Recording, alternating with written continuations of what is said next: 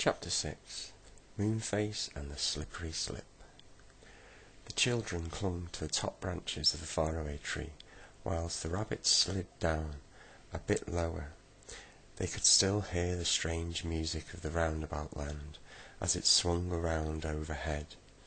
"We'd better get home," said Joe, in rather a quiet voice. "It's been just a little bit too exciting." "Come on then," said Bessie, beginning to climb down. "It'll be easier to get down than it was to climb up."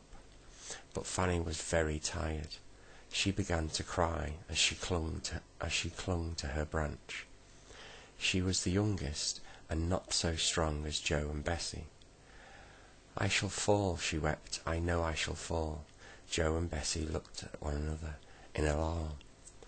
This would never do. There was such a long way to fall. "Fanny dear, you simply must try," said Joe gently.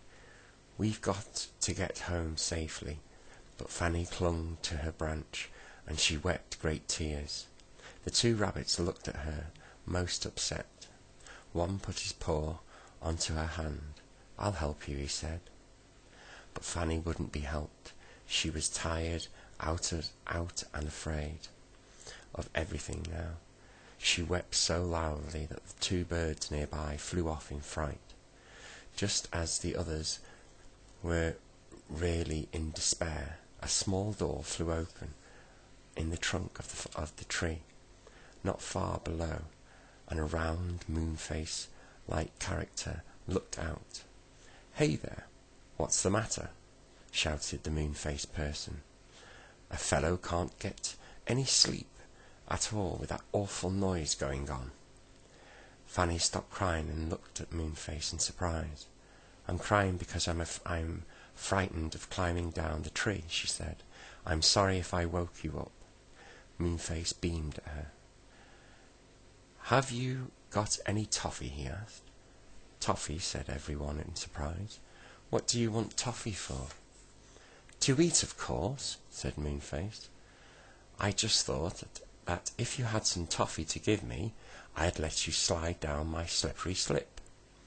You get down to the bottom very quickly in that way. You know, a slide all the way down the faraway tree," cried Joe, hardly believing his ears. "Good gracious, whoever would have thought of that?" "I thought of it," said Moonface, beaming again, just like a full moon. "I let people use it to pay me in toffee." "Oh," said the three children, and looked at one another in dismay, for none of them had any toffee. Then Joe shook his head. "We've no toffee," he said, "but I've a bar of chocolate, a bit squishy, but quite nice." "Won't do," said Moonface. "I don't like chocolate."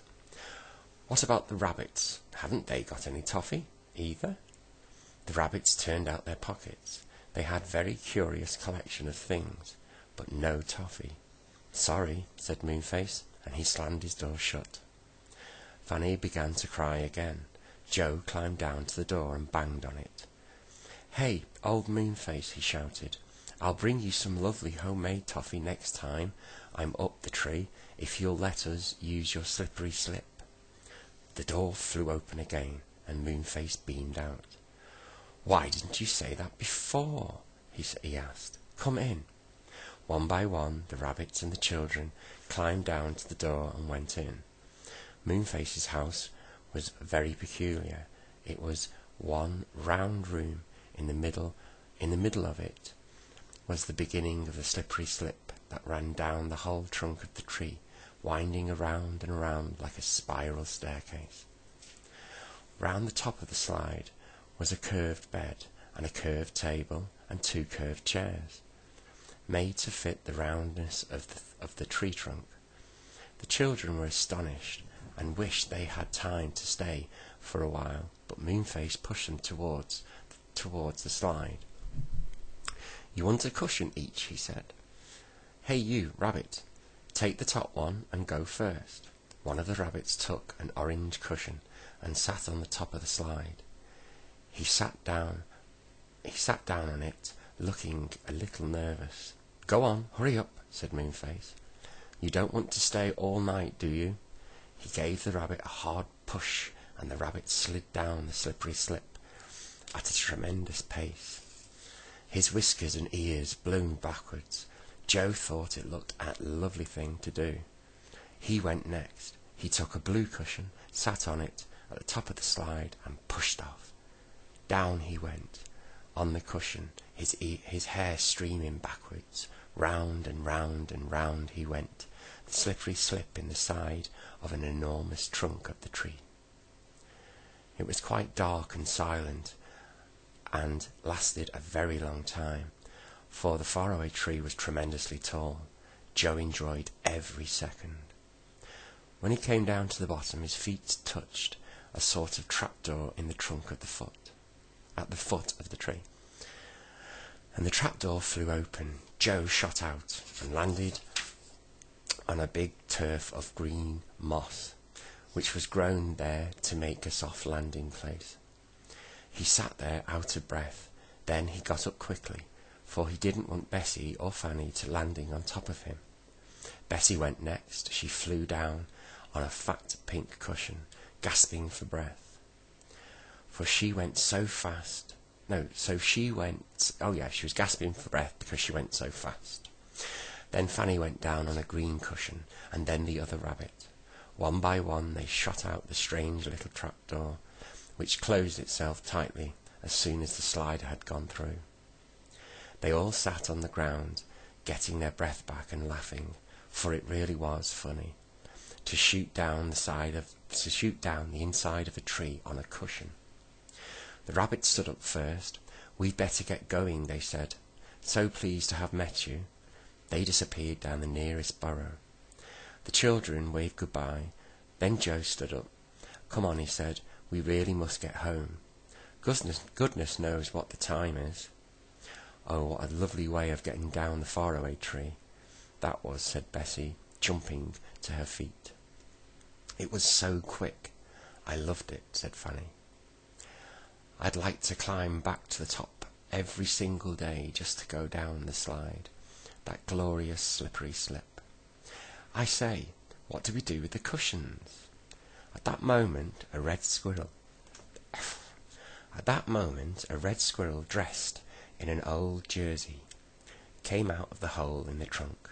"Cushions, please," he said. The children gathered up that and handed them back to the squirrel. One by one, they were getting quite used to hearing animals talk to them now. Are you going to carry all those cushions